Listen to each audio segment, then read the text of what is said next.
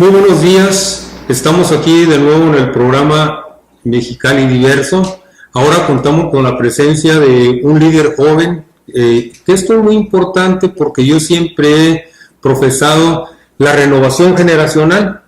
Yo conocí a tus padres en los movimientos de los 80 y yo soy de los 80, pero es muy importante ya la renovación generacional y qué bueno que ustedes están participando.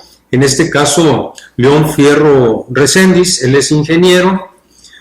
A veces se estereotipa la gente de la calle o los medios. Ahí andan esos revoltosos que no tienen nada que hacer, pero tú perteneces a un movimiento que es el movimiento Mexicali Resiste. Uh-huh. Y curiosamente, si el público se pone a investigar estos personajes que están ahí en el municipio, van a encontrar que todos son profesionistas. León es ingeniero egresado de la UABC, la ingeniería en el Tecnológico de Mexicali. En el Tecnológico de Mexicali, pero ya estudiaste la maestría en pedagogía en la universidad. Ese fue en la Universidad Estatal de Estudios Pedagógicos. Y el doctorado en la UABC. Bueno, y ahí das clases también de robótica, ¿verdad? Bueno, di algunas clases más bien en la carrera de bioingeniería y específicamente de instrumentación. Y ahorita de manera independiente, en un centro que tenemos independiente, no es del gobierno, es completamente autónomo, se llama CAEDI. Ahí damos talleres de robótica, asesorías de matemáticas, entre otras. Ajá. Voy a hacer algún comentario para darle la palabra. Miren, es muy importante en nuestro país la participación ciudadana. ¿Por qué es importante? Porque antes nosotros tenemos una democracia electoral. En esta democracia electoral es una democracia representativa. Pero lo que se trata en los cambios del mundo es pasar de una democracia electoral a una democracia participativa. Pero para lograr la democracia participativa necesitas la organización de la sociedad civil. Hasta 1968 las organizaciones eran organizaciones corporativas, o sea, del Estado. Después del 68 empiezan a surgir lo que es la sociedad civil, o sea, organizaciones no corporativas. Y aún así, estas sirven porque es un contrapeso al Estado, porque el Estado no tiene contrapesos. El Poder Legislativo debe ser un contrapeso al Ejecutivo, ese era el diseño, pero se les olvidó. Montesquieu decía que un poder hace las leyes, otro las ejecuta y otro las juzga, y que no debería haber solamente división de poderes, sino contrapeso entre ellas. Uh-huh. Pero aquí no hay. Necesitamos la participación ciudadana para que sea el contrapeso con todo tipo de autoridad, municipal, estatal, etc. Hemos avanzado, pero por desgracia vamos muy lento, por eso aplaudo el movimiento que están haciendo ustedes, y necesitamos 1000 movimientos. Miren, por ejemplo, en Chile tiene 60 millones de habitantes, pero tiene 120,000 organizaciones civiles. En México está al revés, tenemos 100 millones de habitantes, o sea, al doble, pero tenemos 65,000 organizaciones de la sociedad. O sea, faltan organizaciones. No tenemos por qué dejar solo a las pocos que hay. Se necesita incrementar más en todos los espacios, porque el sistema que estamos viviendo en el mundo es un sistema depredador. Tenemos que cuidar todo, el medio ambiente, la salud, el trabajo, etc. Entonces le voy a dejar la palabra a León. Nos gustaría que nos comentaras primero al público cómo surgen, cuál es la agenda que tienen, cómo ha sido la relación con los gobiernos y los apoyos que han tenido, y ya si tú quieres comentar algo, me interesa lo de la participación de Mexicali Resiste. Muy bien. Bueno, pues tenemos años participando, ¿no? Tú lo sabes, que en diferentes temas, por ejemplo, este Centro de Actividades Educativas y Desarrollo Integral, que lo formamos, de hecho, la mayoría jóvenes que habíamos participado en el Yo Soy 132, y bueno, después estuvimos participando, apoyando y buscando justicia para Ayotzinapa, Nochixtlán, también la defensa de las lagunas, en fin, teníamos diferentes movimientos y en diciembre del 2016 nos enteramos esta iniciativa de ley de aguas del gobernador, pues privatizadora, ¿no? Y entonces, bueno, muchísimas organizaciones, varias, digamos, nos volvimos a reencontrar en ese contexto, también en el contexto de los estragos de la reforma energética, ¿no? Obviamente con los gasolinazos más específicamente. Y bueno, empezamos a idear formas de organizarnos, ¿no? Poner reglas sobre la mesa, ¿no? Diferentes estrategias que estuvimos pensando, y de ahí surgieron pues tanto las convocatorias de las marchas del 12 de enero, la del 15 de enero, la del 22 de enero, como mítines y bueno, ya se hablaba sobre los plantones. Iniciando el año, bueno, pues se hizo una toma por parte de los taxistas que hicieron en La Rosita, la terminal de La Rosita de Pemex, y bueno, varios de nosotros nos sumamos. O sea, esto no estaba contemplado, digamos, dentro de la organización, que ya estaba germinando, pero bueno, el ímpetu, ¿no? Y la inercia pues nos llevó a apoyar, obviamente, sin conocer muchos de nosotros realmente todo lo que había detrás de ese movimiento de taxistas específico, ¿no? Bueno, después nos dimos cuenta que habían negociado y ellos se fueron por unos centavos a la gasolina, pero en realidad detrás de eso pues había un compromiso de entrega de placas, o sea, específicamente para ellos, de beneficio muy personal. Y bueno, la ciudadanía decide quedarse, ¿no? O sea, muchos de nosotros que veníamos de organizaciones de lucha, como te mencioné, y se quedaron algunos compañeros. Para ese momento, yo me quedé en otro plantón que se hizo también en recaudación de rentas, convocado principalmente por motociclistas, entre otras personas, y nos sumamos a ese plantón. Ese día de la represión en la terminal, pues de ahí nos quedamos nosotros. Me tocó pues quedarme de este lado, ¿no? Y a otros compañeros les tocó cuando llegaron, pues tú recuerdas, un contingente bastante grande, ¿no? Bueno, y esa represión precisamente y el acto simbólico que se hizo, no sé si lo recuerdas, pues despertó muchas conciencias, ¿no? Mucha gente se sintió identificada, explotó ahí la rabia, ¿no? Sobre todo pues la respuesta de este gobierno que, como dices, pues no tiene contrapesos, no los ha tenido, y bueno, la gente sale a las calles de forma muy grande, muy asombrosa, ¿no? Muy importante, y bueno, pues todos estábamos festejando, ¿no? Esto, porque pues se dieron 3 grandes marchas, pues jamás antes vistas en Mexicali, ¿no? Por lo menos la última fue algo colosal, ¿no? La del 22, digamos, de las 3 primeras de enero que te mencioné. Y bueno, salimos gente de todo tipo, ¿no? O sea, gente que era la primera vez que había marchado en toda su vida, hasta gente que tenía 40 años o más de lucha, ¿no? De resistencia desde siendo estudiantes, como lo habías comentado antes de entrar a cámaras, en la Universidad, ¿no? De Baja California. Y bueno, también con diferentes posturas, ¿no? Pero bueno, el ambiente fue muy agradable, muy grato, en el sentido de que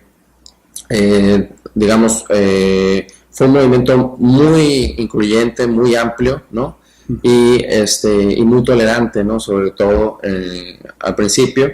Después se fueron dando ciertas posturas más particulares, ¿no?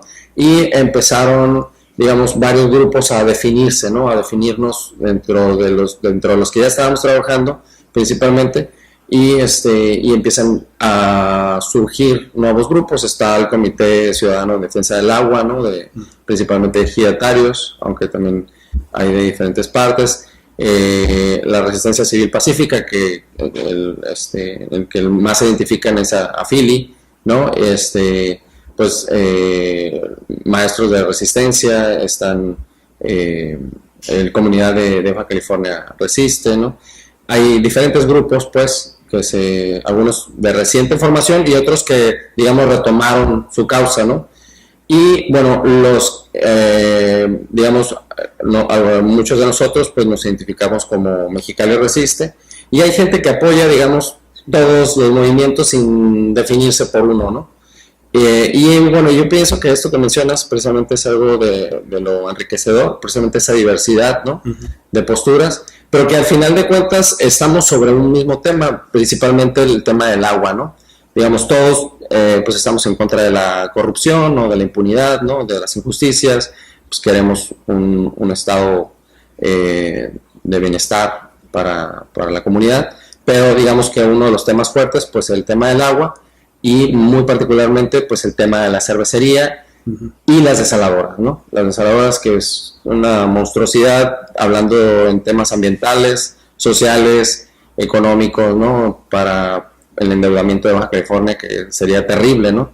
Y bueno, entonces esos son como nuestros ejes principales, ¿no? En los cuales nos podemos articular y podemos en muchas ocasiones coincidir, pero con dinámicas también bastante diversas, ¿no?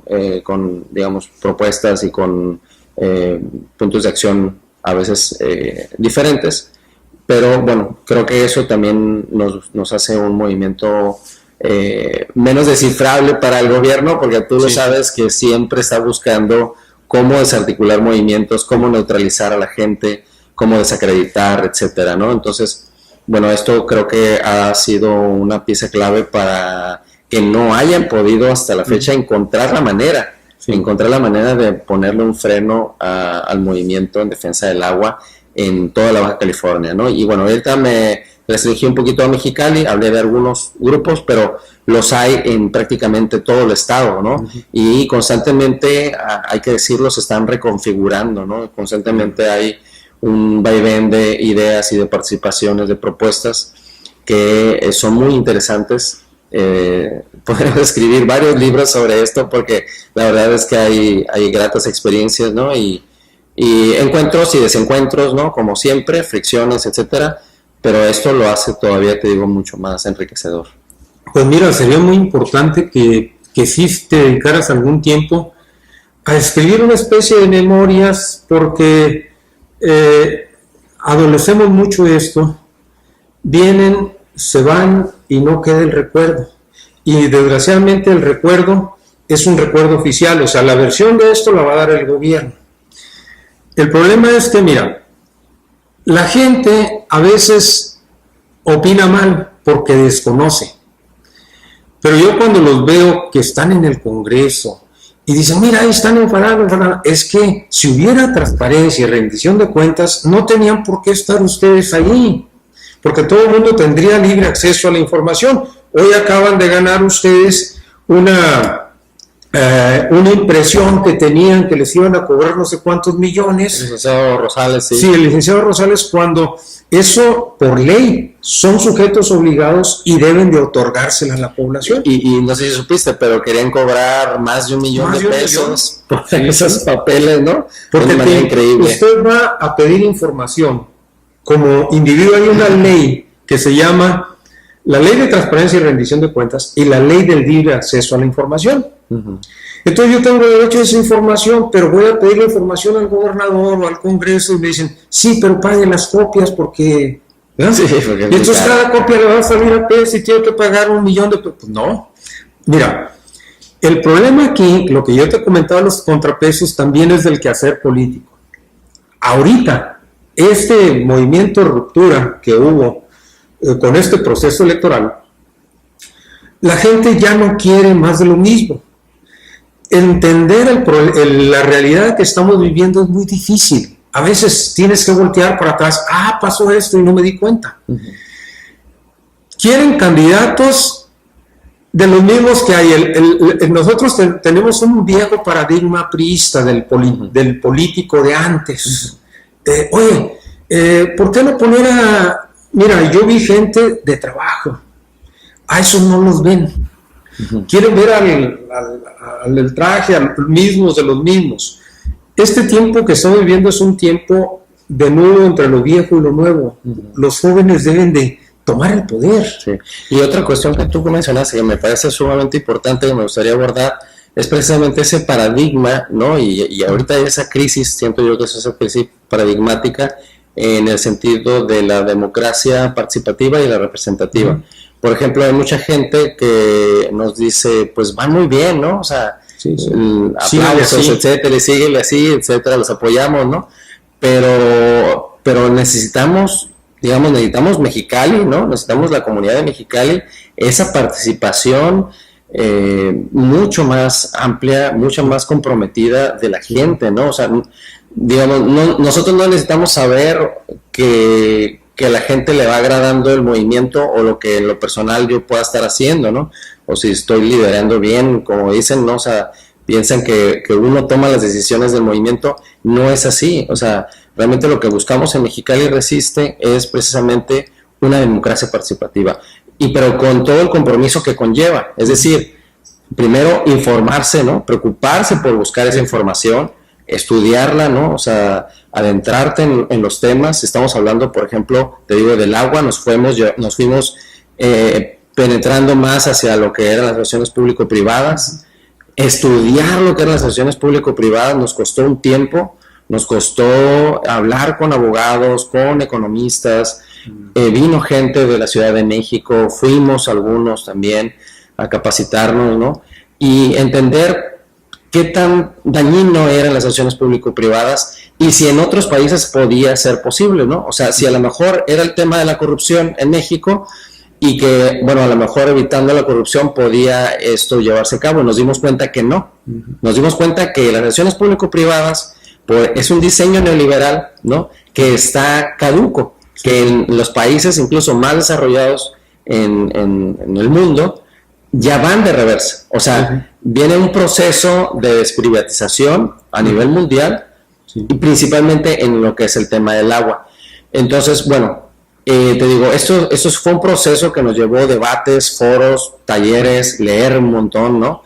Discusiones internas, discusiones con otras personas, ¿no? Otros grupos incluso que estaban apoyándonos, ¿no? Por ejemplo, Mexicali Consciente, no sé si lo recuerdas, que ha estado apoyando, ¿no? Desde el principio. De hecho, se formó como a partir de la necesidad de apoyar al movimiento de Mexicali Resiste. Ellos así se conformaron, porque digamos no se apegaban completamente a lo que era el movimiento y se organizaron de manera independiente, y estuvimos colaborando, ¿no? Y habían estas discusiones sobre este tema, particularmente de las APPs y otros, ¿no? Pero precisamente, pues, te digo, eso es lo que hace falta, ¿no? O sea, que el mexicalense, digamos, hablando ya aquí en lo corto, pero todos los ciudadanos del mundo, todas las personas del mundo, necesitamos participar mucho más conscientemente, ¿no? Y comprometidamente con la sociedad, porque este mundo se está volviendo mucho más complejo de lo que era décadas atrás, ¿sí? Está avanzando el conocimiento de manera muy estrepitosa, pero también la desigualdad. Hoy en el mundo, y son cifras de la OCDE y de otros, que la acumulación de la mitad de la riqueza mundial, de la riqueza de la población más pobre, está concentrada en 8 hombres en el mundo. O sea, 8 personas en el mundo, y siendo hombres, controlan lo que es prácticamente la riqueza, que equivale a la mitad de la población más pobre, que estamos hablando de más de 3.500 millones de habitantes en el mundo. O sea, estamos hablando de miles de millones de personas, muchos países completos prácticamente, que pueden ser controlados por estas 8 personas. Y lo vemos, pues, porque son personas que influyen en las políticas de los países, incluso modifican constituciones, privatizan el agua, y al controlar el agua, pues tú sabes, controlan prácticamente todo, ¿no? Son estas empresas, por ejemplo, las que están invirtiendo en la cervecería Constellation Brands, las dueñas de Coca-Cola, de la telefonía una de las más grandes del mundo, de Carlos Slim, las minas, ¿no? O sea, de Carlos Slim, y obviamente pues las políticas que impulsaron y que han estado permeando aquí en México, pues fueron las que ocasionaron la reforma laboral, ¿no? Toda la pérdida de prestaciones, los fondos de retiro que se privatizaron, pues la privatización de la banca, en la tendencia también a la privatización del sector salud, de la educación. O sea, prácticamente han hecho y deshecho en nuestro país, como en muchos otros países en el mundo, digo, estas personas que están acumulando no nada más riqueza, ¿no? Dinero, sino están controlando prácticamente, o sea, están acumulando un poder increíble, incongruente, ¿no? Digamos, porque también en contrapeso las redes sociales dan una apertura a la información, ¿no? Y entonces puedes encontrar información mucho más fácil, ¿no? De cómo es que está funcionando el sistema, ¿no? Cómo es que se está controlando, por ejemplo, las políticas públicas, cómo avanza el neoliberalismo, cómo nos afecta, no nada más en lo económico, en lo político, en lo social, en lo ambiental, por ejemplo, en lo cultural, etcétera, ¿no? En nuestra vida diaria. Y también creo yo que son las redes sociales las que están despertando esta conciencia y inquietud también de participación directa. ¿Por qué? Porque antes, mientras un medio de comunicación tenía una forma unidireccional de vertir la información, es decir, nadie le podía contestar a la televisión, sí. A menos de que hicieras una protesta en Televisa, ¿no? Y te podían mandar los granaderos con la mano a la cintura y se acababa, ¿no? Bueno, hoy no. Hoy prácticamente le estamos contestando a los medios de comunicación porque los medios de comunicación se han tenido que meter a las redes sociales, ¿no? O sea, las redes sociales están prácticamente abarcando un gran espectro y esta herramienta pues te da esa versatilidad de poder opinar y compartir ese sentir que tú tenías de injusticia, ¿no? De inconformidad, de saber que otros miles y millones de personas están pensando lo mismo y entonces te das cuenta que no eres ese loco que está solo y que está gritando y que se está inconformando, que está resistiendo, ¿no? Sino que somos muchas las personas que nos damos cuenta de esto y que entonces nos podemos organizar más ampliamente, ¿no? Y entonces eso es lo que creo yo que está dando ese sentido de responsabilidad y de participación, ¿no? en la gente. Siento que yo que eso está dando ya una apertura bastante grande de participación y ahorita que mencionaste eso al principio me parece que es de lo más importante, ¿no? O sea, buscar la transición de una democracia representativa a una participativa me parece también a mí fundamental y ese es uno de los objetivos de Mexicali Resiste. Nosotros creemos pues que es esa diversidad de organizaciones, esa participación comprometida, constante en los temas públicos del país, en nuestra ciudad particularmente, en nuestras comunidades, lo que va a lograr ese contrapeso y esos cambios, ¿no? Y bueno, se ha estado viendo, ¿no? El primer logro que tuvimos aquí, los californianos, pues fue precisamente la abrogación de la ley de aguas, ¿no? Que si bien se concentró aquí una gran cantidad de gente, la verdad es que hay que decirlo, vino gente aquí a Mexicali de una gran cantidad de partes de la región, incluso vino gente de la Ciudad de México, vino gente de San Quintín, vino gente de Los Ángeles, me tocó conocer gente que vino de San Francisco, de Phoenix, Arizona, de San Luis Río Colorado, no se diga, vino muchísima gente, vino gente de San Felipe. O sea, fue un movimiento disruptivo, como bien lo mencionaste, que pues nos indica, ¿no? esa inquietud que hay por cambiar las cosas, ¿no? Mira, hay otra cosa importante que hay que destacar. Una es que es muy importante. Ustedes son un movimiento importante por la forma en cómo están organizados. Fíjate que en 1968, se crea el CNH para que no los corrompieran y los manipularan. Y eran 3 representantes por escuela. Había 150 facultades e institutos y el CNH era de 450 gentes. Y entonces a la hora de tomar decisiones si tú querías representar a tu escuela tenías que ser electo democráticamente, 3 representantes electos democráticamente. Entonces el Estado no hallaba por dónde, y es el caso de ustedes, la organización es muy importante porque es el juego de la política, ¿verdad? En el juego de la política, lo que han demostrado ustedes no es por alabarlos, es que se ha visto que en este juego político, aquí el que no ha sabido jugar es el gobernador. ¿Eso qué te dice? Y yo lo digo públicamente, como politólogo, que no tiene operadores políticos. Porque si tuviera operadores políticos, no hubiera movimientos con tanto tiempo, ¿verdad? Resolvieran los problemas, pero no los tiene. Entonces, utilizan, incluso tú has estado encarcelado ya, has sido preso político, recientemente estuviste preso político. Esos recursos no se deben de utilizar porque ustedes están haciendo demandas políticas y entonces se encuentran respuestas policíacas. No, ¿por qué? Porque ahí se ve que este gobernador no tiene oficio político, pero los asesores tampoco. No. Y entonces esto es un problema que ellos han venido alargando. Pero además porque no hay política de Estado. El tema del agua, ¿por qué vienen de todos lados y todo el mundo tiene la vista a esto? Y el señor presidente trata de dar permiso a privatizar las 198 mantos acuíferos nacionales.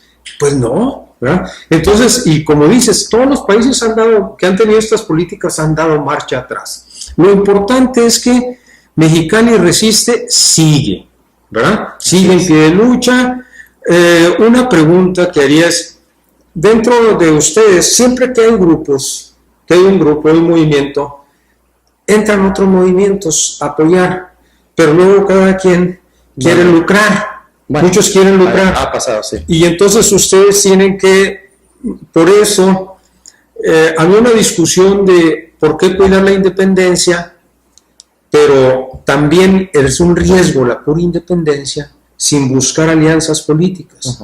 Porque todo se va a definir, la transformación bien tiene que ser una transformación política. Muchos movimientos se han convertido en partidos, se han apoyado, etcétera, ¿no? No necesariamente, por ejemplo, vimos en el comandante Marcos, ¿no? Que ellos mantuvieron la autonomía del movimiento, ¿verdad?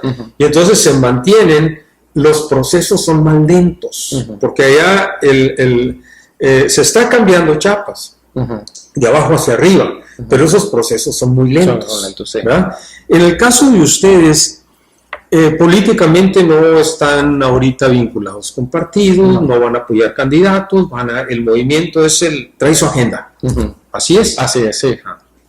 Sí. Bueno, y lo que sí nosotros buscamos, precisamente como dices, buscando esas alianzas y articulaciones, es con los diferentes pueblos, organizaciones, e incluso instituciones que están interesadas precisamente en el tema específicamente del agua o de otros temas, precisamente es lo que nos ha llevado ahorita la gran cantidad de trabajo, ¿no? que hemos tenido. Pues algunas personas incluso nos han criticado, ¿no? Porque hemos salido demasiado de la ciudad, pero precisamente porque el esfuerzo es muy grande, ¿no? O sea, el tema del agua en Mexicali no es exclusivo, ¿no? O sea, ese tema de la cervecería está pasando no nada más en Zacatecas, Coahuila y Sonora ahora recientemente, que la cervecería de Concepción Brand se está comprando, y sobre todo en lugares áridos y norteños, digamos, pero está pasando con la Coca-Cola en Chiapas, está pasando con Peñafiel en Puebla, está pasando con una gran cantidad de mineras que están no nada más utilizando el agua, sino la que están contaminando de manera muy grave, el fracking, ¿no? Que se está dando en San Luis Potosí, Veracruz, Tamaulipas, Coahuila, en toda esa región, y bueno, hay muchos pueblos pues y organizaciones que están luchando en contra de esto, y es una lucha bastante difícil, ¿no? Férrea, muy fuerte, y que nos necesitamos entre todos los pueblos. O sea, si nosotros como Mexicali hemos avanzado en la defensa del agua, hay que reconocerlo. O sea, no ha sido por nuestra brillantez innata, ¿no? O sea, al contrario, o sea, no podríamos nosotros prácticamente haber dado pasos importantes de lucha si no hubiéramos tenido experiencias importantes como, por ejemplo, Agua para Todos, lo que es Atenco, precisamente las comunidades indígenas zapatistas, Cherán, Puebla, por ejemplo, que han tenido experiencias de lucha muy importantes, que tengamos también en nuestras filas también estudiantes de los movimientos universitarios de aquí, de Mexicali, maestros combativos, maestros de la CENTE, por ejemplo, ¿no? O sea, el haber tenido todas estas experiencias nos ha ayudado, pues, a poder avanzar, ¿no? A tener, digamos, un análisis mucho más consciente, más, digamos, más crítico de lo que son las cosas. Porque, por ejemplo, te pongo un caso, ¿no? Al principio del movimiento, cuando la ley del agua se abrogó, muchos pensaron que hasta ahí quedaba y que ya con respecto al tema del agua todo estaba bien. Luego se supo de la cervecería y luego se supo de las asociaciones público-privadas. Entonces te digo, en ese trayecto fue que pudimos aprender, ¿no? Y fue en base, pues, digo, a la articulación que ya se estaba dando a nivel nacional, ¿no? Con digo, muchísimas organizaciones, la UNAM, por ejemplo, una de ellas, la UAM también. Y bueno, eso fue lo que nos enriquece y nos permite seguir avanzando. Otras organizaciones, por ejemplo, muy cercanas también, ellas, por ejemplo, decían que las acciones públicas en un principio decían que sí eran factibles. Nosotros dijimos, bueno, en base al análisis y todo lo que aprendimos, pues no. O sea, y bueno, se hizo un foro, etcétera. Yo creo que quedó muy claro en que no, efectivamente no puede ser posible las asociaciones público-privadas, ni siquiera te digo en los países más desarrollados del mundo. Entonces, es eso, pues, precisamente la capacitación, la articulación, esos trabajos que hemos tenido y sobre todo la solidaridad con los pueblos. O sea, si nosotros no entendemos, pues, que la lucha de Mexicali necesita de la solidaridad y que por lo tanto necesitamos ser solidarios, pues es que entonces no vamos a llegar muy lejos, ¿no? Entonces yo creo que esa es una de las preocupaciones más grandes que tiene el movimiento, de crear esa conciencia, no nada más por nuestros problemas muy particulares, sino ver pues cómo está todo el panorama nacional e internacional también, para saber por dónde viene, ¿no? Por dónde viene el golpe, por dónde nos están atacando, ¿no? Cómo es el sistema que nos está prácticamente dañando y entonces pues plantear una contrapropuesta, ¿no?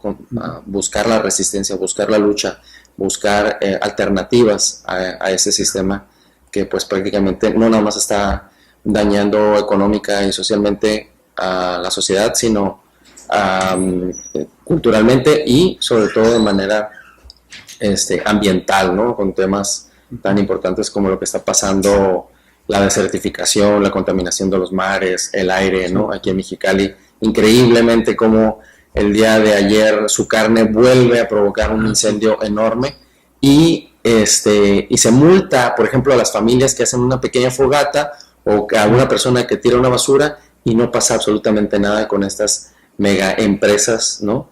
Por pues estar cercana a los funcionarios. Sí, y es un basurero. Oye, José, perdón, León. ¿Tienen ustedes, yo he visto una página, sí, correo, ¿quieres invitar a la audiencia ahí a que los pues sí, muchas gracias. Sí, por ejemplo, página en Facebook, es una página oficial en donde se emite la información, es Mexicali Resiste. Uh-huh. Hay algunos grupos que, digamos, la gente ha creado, ¿no? Se llaman Mexicali Resiste, entre otros, pero digamos que ahí todo el mundo puede poner información, nada más para que no se confundan, que si ven algo que a lo mejor no les cuadra, bueno, no necesariamente es una opinión del movimiento. Y bueno, tenemos una página web que es www.mexicaliresiste, pegado en minúsculas, .org, y ahí está, digamos, mejor acomodada la información por, digamos, varias como fichas, apartados que tiene la página, y pueden encontrar más fácil algunos datos que les interese, por ejemplo, de la cervecería, de las APPs, de otros temas, ¿no? Ahí los pueden encontrar. Y finalmente también hay un correo electrónico que se llama Resistencia Mexicali, también pegado en minúsculas, @gmail.com, y ahí nos pueden escribir. Pues bueno, fue una satisfacción para el programa haberte invitado. Gracias a ustedes. Esperemos en otra ocasión volverte a invitar. Gracias. Y pues a la ciudadanía que busque a ver de qué forma puede apoyar, porque pues hay tantos problemas que ustedes solos no pueden tampoco defender tanto, ¿no? O sea, por eso la importancia de la participación de la sociedad civil, ¿verdad? Entonces, con eso nos despedimos. Muchas gracias y hasta la próxima.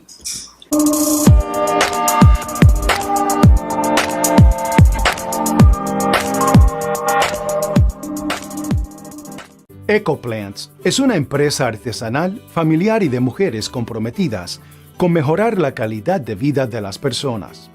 Es por ello que hemos rescatado las enseñanzas tradicionales de la medicina herbolaria ancestral en el uso de las plantas y la naturaleza. El cuidado de la salud por medio de plantas y de alimentación, adoptando la máxima de Hipócrates, que la comida sea tu alimento y el alimento tu medicina. Su misión: proporcionar un cambio en las personas respecto al cuidado de la salud y de su alimentación, aspirando a contribuir el fortalecimiento de un activo y plural movimiento ciudadano a favor de la salud, en el marco de un nuevo modelo de consumo y producción de un mundo sustentable, libre de amenazas al medio ambiente, donde los efectos del cambio climático se vean reducidos y mitigados. Visión: incrementar y consolidar el uso de productos naturales y medicinales con productos herbolarios que han mostrado ser beneficiosos para el cuidado de la salud, con una amplia variedad de estos, como moringa oleifera, stevia rebaudiana, graviola, San Juan, spirulina, cúrcuma, cardo lechoso, entre otros. Todos productos orgánicos y de calidad. Los invitamos a consultar nuestro catálogo de productos. Muchas gracias.